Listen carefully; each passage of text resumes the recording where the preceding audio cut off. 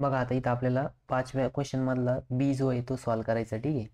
तर इथे दिलेलं आहे सेकंड बघा, if sine theta equals to 15/17 where the theta lies in second quadrant find the value of tan theta, ठीक आहे. म्हणजे आपल्याला काय सांगितलं आहे की तिथं थिटा जो अँगल आहे तो सेकंड क्वाड्रंटमध्ये कुठे आहे, सेकंड क्वाड्रंटमध्ये, आणि आपल्याला तिथं टॅन थिटाची व्हॅल्यू फाइंड आउट करायची, ठीक आहे. तर बघा सगळ्यात पहिले तुम्हाला सेकंड क्वाड्रंटमध्ये दिलं आहे, ठीक आहे. जर आपण अशी क्वाड्रंट सिस्टम जर ड्रॉ केली, ठीक आहे, तर क्वाड्रंट सिस्टममध्ये त्यांनी काय सांगितलं आहे, थिटा जो अँगल आहे तो कुठे आहे, सेकंड क्वाड्रंटमध्ये, कुठे आहे, सेकंड क्वाड्रंटमध्ये. मग सेकंड क्वाड्रंटमध्ये थिटा आपल्याला निगेटिव्ह दिलेला राहतो, म्हणजे सॉरी थिटा इथं दिलेला आहे.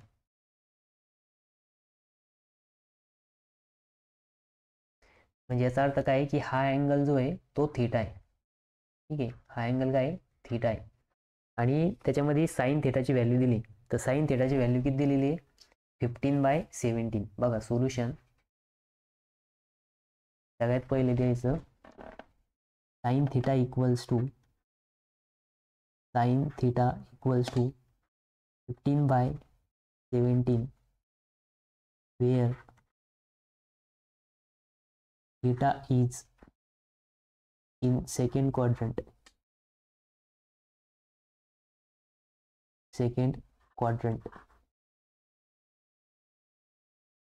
ठीक आहे. मग आता बघा इथं काय आहे की तुम्हाला थिटा हा सेकंड क्वाड्रंटमध्ये दिलेला आहे, आणि तुम्हाला काय विचारलं आहे, टॅन थिटा. काय विचारलेलं आहे, टॅन थिटा, ठीक आहे. मग इथं लिहू tan theta equals to find out करायचं आहे. तर बघा वी नो दॅट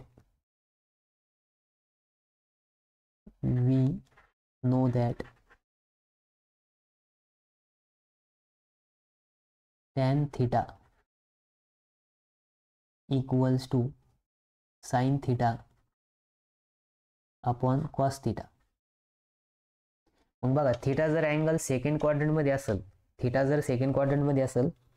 तर टॅन थिटा सेकंड क्वाड्रंटमध्ये कसा राहतो, पॉझिटिव्ह राहतो, निगेटिव्ह राहतो. तर बघा फर्स्ट क्वाड्रंटमध्ये ऑल पॉझिटिव्ह राहतं, ठीक आहे. सेकंड क्वाड्रंटमध्ये फक्त साईन पॉझिटिव्ह राहतो. थर्ड क्वाड्रंटमध्ये टॅन पॉझिटिव्ह राहतो, ठीक आहे. आणि फोर्थ क्वाड्रंटमध्ये कॉस पॉझिटिव्ह राहतो. हे सगळ्यांना माहिती आहे, ठीक आहे. तर म्हणजे याचा अर्थ काय की आपल्याला सेकंड क्वाड्रंटमध्ये टॅन थिटा काढायचा आहे. म्हणजे तो टॅन थिटा कसा येणार आहे, निगेटिव्ह येणार. कसं येणार आहे, निगेटिव्ह. मग बघा आपल्याला आता साईन थिटा आहे आपल्याकडे, कॉस थिटा काढावं लागेल. तर बघा कॉस थिटा फाइंड आउट करायचं. मग कॉस थिटा फाइंड आउट करायला काय करायचं, मग आयडेंटिटी यूज करायची. आयडेंटिटी काय आहे आपल्याकडं, बघा आयडेंटिटी आहे sine square theta plus cos square theta equals to 1.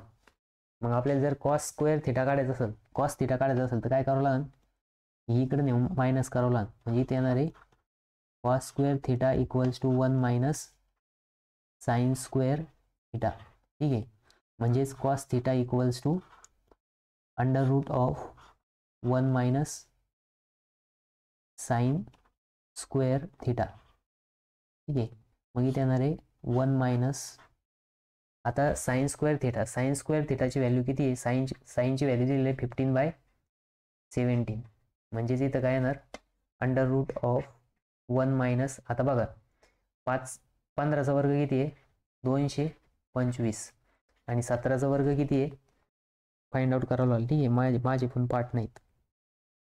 तर बघा कॅल्क्युलेटर राहत तुमच्याकडे, जास्त टेन्शन घ्यायचं नाही, कॅल्क्युलेटरमध्ये फाइंड आउट करायचं.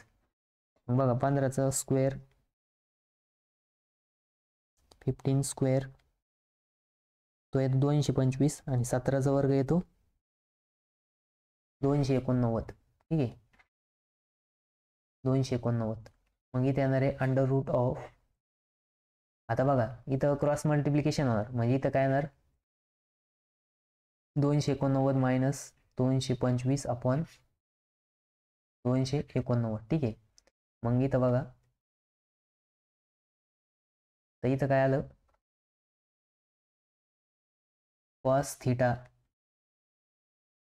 Equals to under root of,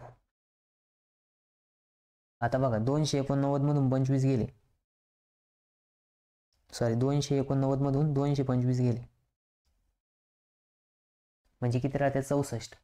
ठीक आहे, 64/289. आता बघा आपल्या ASTCच्या रूलनुसार इथं कॉस थिटा पण कसं येणार आहे, निगेटिव्ह येणार आहे. कसं येणार आहे, निगेटिव्ह येणार आहे.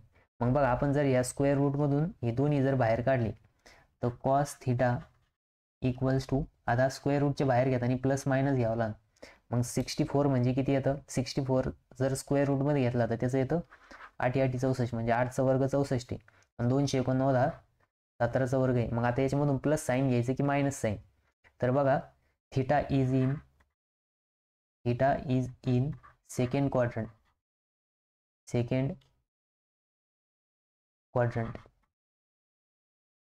सेकंड क्वाड्रंटमध्ये कॉस कसा राहतो, निगेटिव्ह राहतो. ठीक आहे, म्हणून इथं कॉस थिटा इक्वल्स टू -8/17.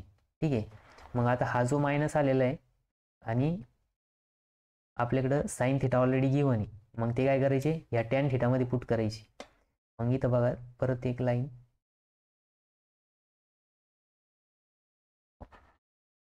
ठीक आहे, मग इथे येणार साईन थिटा इक्वल्स टू 15/17 आणि कॉस थिटा इक्वल्स टू -8/17. मग आपला फॉर्म्युला यूज करा आता tan थिटाचा.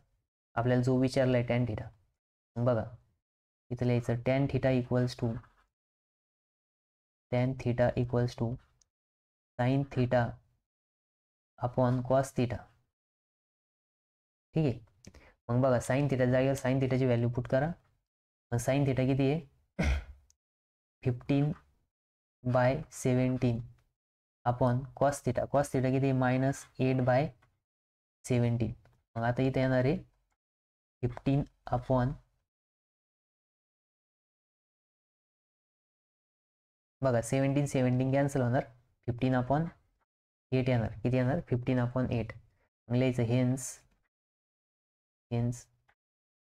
Tan theta equals to 15/8 आणि याला साईन कसं येणार आहे -8 आहे, म्हणजे इथं ओव्हरऑल साईन मायनसच येणार.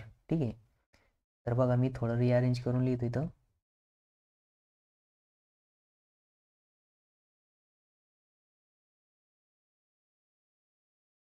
जागा कमी थोडीशी. ठीक आहे,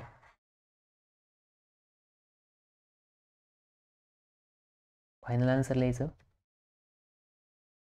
टॅन थिटा इक्वल्स टू -15/8.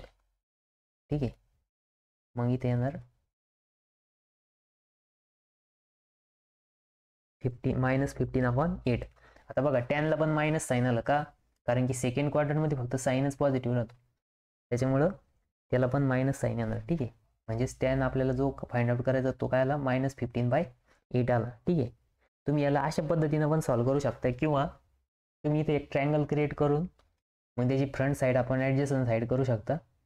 म्हणजे इथं बघा एक साईड आपल्याला 15 दिलेली आहे, हायपोटेनियस काय दिलेलं आहे 17 दिलेलं आहे. ठीक आहे, मग तुम्ही जर इथं पाहिलं वरच प्रमेय अप्लाय केलं, मग 15चा स्क्वेअर प्लस ती एक जी साईड याची फाइंड आउट करायची आपल्याला, तिला एक्स म्हणायचं. मग एक्स स्क्वेअर इक्वल्स टू 17चा स्क्वेअर, मग म्हणजे नाही का 17 स्क्वेअर मायनस 15 स्क्वेअर, तो येणार आहे 64, म्हणजे ती साईड येणार आहे 8.